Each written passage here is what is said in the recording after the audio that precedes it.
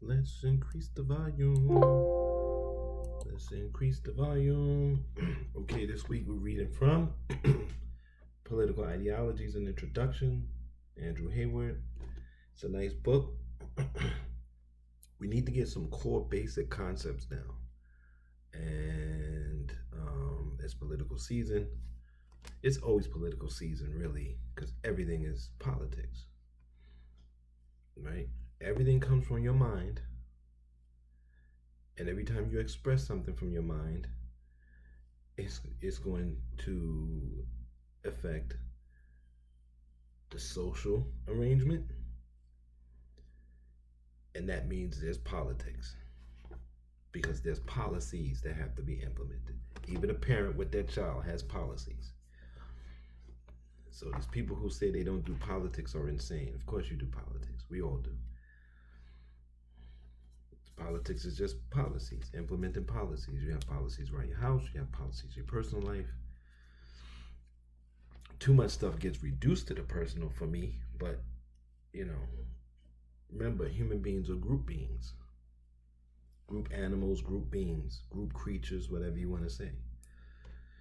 All right, we're going to go with the socialism chapter, and we're going into it to some of the key components of what socialism is, so you can get an idea of what it would look like.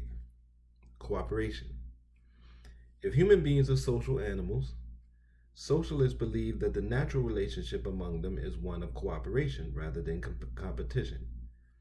Socialists believe that competition pits one individual against another, encouraging each of them to deny or ignore their social nature rather than embrace it. As a result, competition fosters only a limited range of social attributes and instead promotes selfishness and aggression. Cooperation, on the other hand, makes moral and economic sense. Individuals who work together rather than against each other develop bonds of sympathy, caring, and affection. Furthermore, the energies of the community rather than those of the single individual can be harnessed.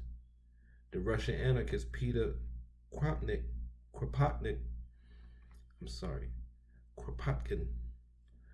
Peter Kropotkin, that's how I say it.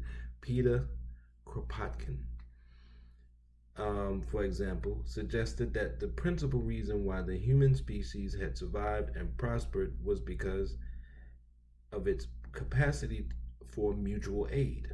That's you're going to hear mutual aid a lot. We've moved from the NGO period to mutual aid, which ironically is what black people were doing when I was a child. We're doing mutual aid and we abandoned it. We just called it being community. We didn't give it a name. Now they put a name on it. Like they put a name on Uber, we were doing that. Lyft, we were doing that. Running errands for people. Now they have 2 apps for that, at least. Socialists believe that human beings can be motivated by moral incentives and not merely by material incentives. In theory, capitalism rewards individuals for the work they do. The harder they work, or the more abundant their skills, the greater their rewards will be. Well, that ain't true. Because people who make money in this society barely work. And the people who work like dogs don't make much.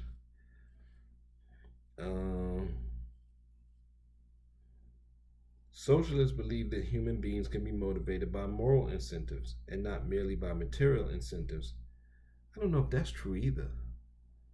A lot of socialists believe that materials are supposed to be distributed throughout. So this book has some holes in it. In theory, capitalism rewards individuals that work. Oh no, we did that. For the work they do, the more abundant. For the work they do, the harder they work, or the more abundant their skills, the greater their rewards will be. The moral incentive to work hard, however, is the desire to contribute to the common good, which develops out of a sympathy or a sense of responsibility for fellow human beings, especially those in need. While few modern social democrats would contemplate the outright abolition of material incentives, they nevertheless insist on the need for a balance of some kind between material and moral incentives. For instance, socialists would argue that an important incentive for achieving economic growth is that it helps to finance the provision of welfare support for the poorest and most vulnerable elements in society. But I would say just engage the whole society so there won't be any vulnerable and any poor. Everybody has value unless you're extremely, extremely disabled.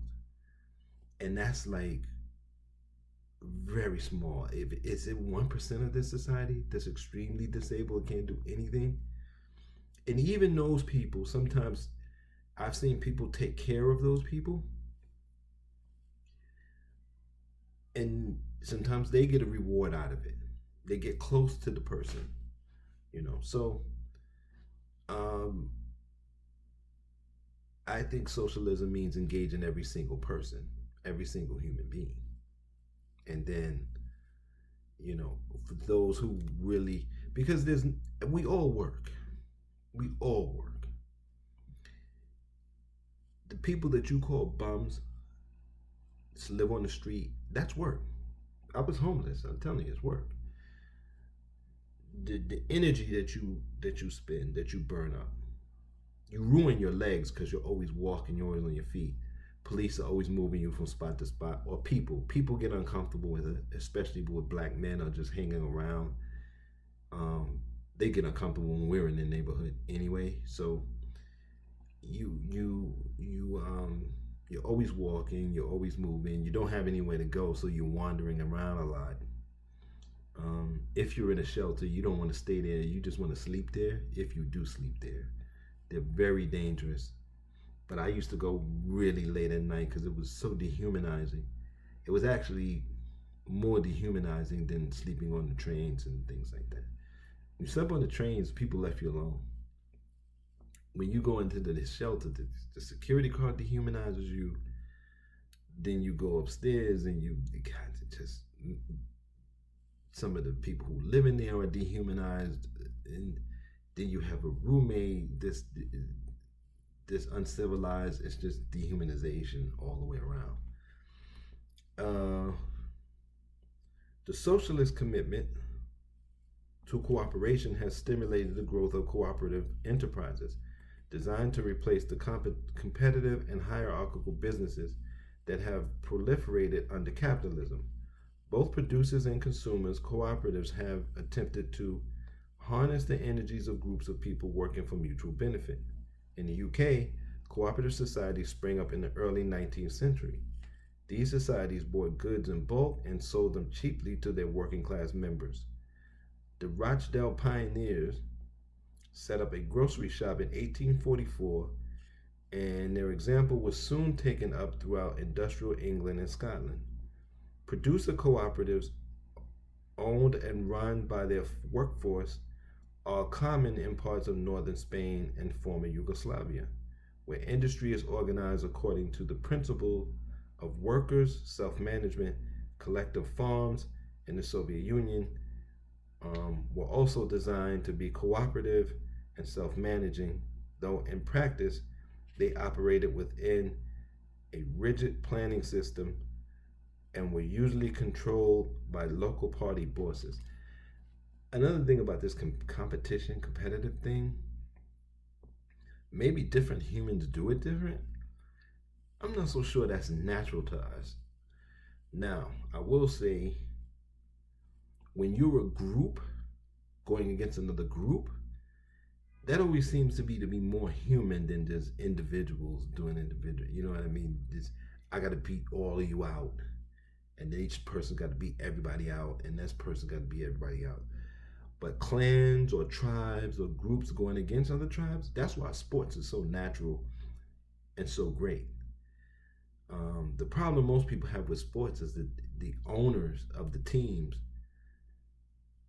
and the plantation structure of it all. But sports itself is very natural and it's very good. But yeah, this competitive thing was always weird to me. Like, why? Why do I want to leave? I remember in third grade, or was it second grade? First grade, second grade. I think it was second or third grade. It was third grade. The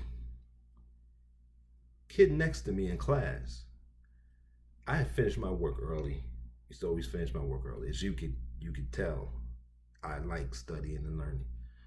So all children do, but some people have it more, maybe more supported. I can't really say I had support at home because my mother wasn't really good at helping with homework.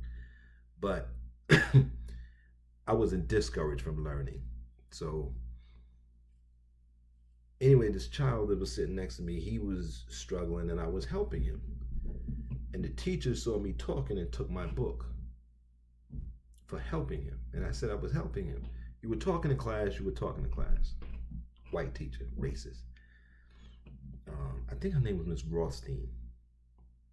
And I think I had the second grade and third grade most horrible teachers. Miss, I think one was name is Greenberg and one was name is Rothstein. So I took her book off of her desk because she wouldn't give me my book back. And she wrote in my permanent record that I had stole from her. It's crazy. But this is what, by the way, this is what your child is going through when you send them to these public schools, black parents. This is what they're going through. So they got permanent records on your child. They're lying on them. They're doing all kinds of crazy stuff. It'll never reach you, but it's happening. And your child might not even know it's happening. I knew about it because when I was in fifth grade, we were in a shelter. My family was in a shelter, and the people in the school would help the children from the shelter because they would come in. We would go in there for short periods of time, but they would try to always help them. It's a different time. We're talking early 80s, late 70s, early 80s. So you still had that community kind of thing going before crack era. And a woman called me to the office and said, why does it say you were a thief? You don't seem like that kind of child. And I explained to her what happened, and she whited it out and told me never to tell nobody. I'm sure she's passed away by now. And I would never tell you her name. I don't even remember her name, to be honest with you. But that's the kind of help that I got. But then why was I in the position in the first place? And schools have gotten worse. They've gotten way more. It's not personal like it was. It's so institutional. The racism is so institutional. That's why they want to get rid of schools. I mean, they want to go to remote learning. And you're fighting remote learning. You should be embracing it. You should be embracing it. You should be screaming. You should be pushing as hard as you can. Because sending your child to those places, those schools, you have no idea. Go in there one day. Show up one day. And don't go to your child's class. Say, I want to see the environment that my child is in. First of all, they'll never let you do it. They'll never let you do it. They'll tell you just can't wander around. And we don't have the security to spare.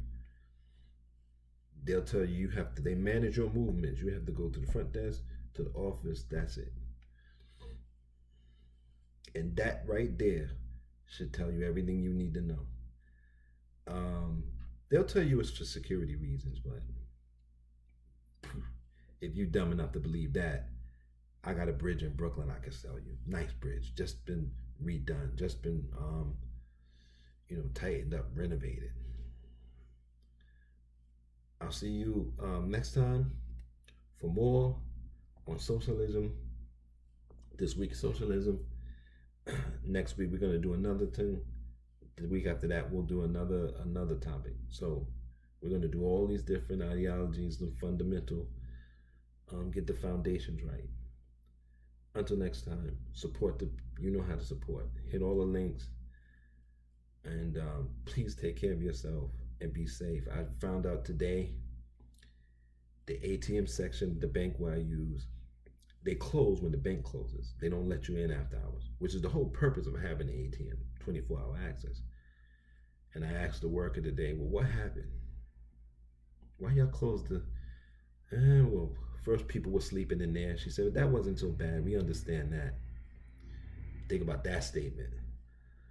She said, but people were getting robbed by gunpoint, and security was threatened in here, and people were hanging out. We couldn't, So she said too many people were getting robbed, so we had to shut it down. We don't want to be responsible for somebody getting killed in the ATM area when the bank is closed.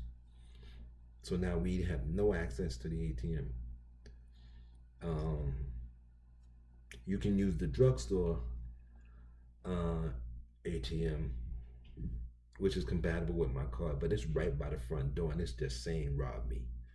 So it's not safe, and I say all that to say, please try to stay safe. This summer is going to be it's going to be violent, like the crack era was violent, and it's going to be bitterness and desperation and anger like I haven't seen since I was a teenager in the projects in the 1980s, in the height of the crack epidemic. That's the kind of violence I'm seeing. And actually, this violence here is a little worse because everybody's doing it and everybody's angry, and their anger is justified. Just like our anger was justified in Brownsville, Brooklyn. Our anger was justified. But we were doing it, shooting each other up for corners to sell crack. But there was anger in the shooting and the acting and the going at each other. This, everybody in the society's angry. All age groups. Back then it was a small number of people. Now everybody's got bitterness in us. We all carrying it around, and we're trying to deal with it. I'm doing my best to deal with it, but some days I feel like, I could be violent. So I know, and I'm the most peaceful person. So if I feel that way, I know what everybody else is doing. So please stay safe. Please take care. Support any way you can. Hit the links. Donate at the Cash App, however you can do it. And see you at the next video, if I make it. Again, take care.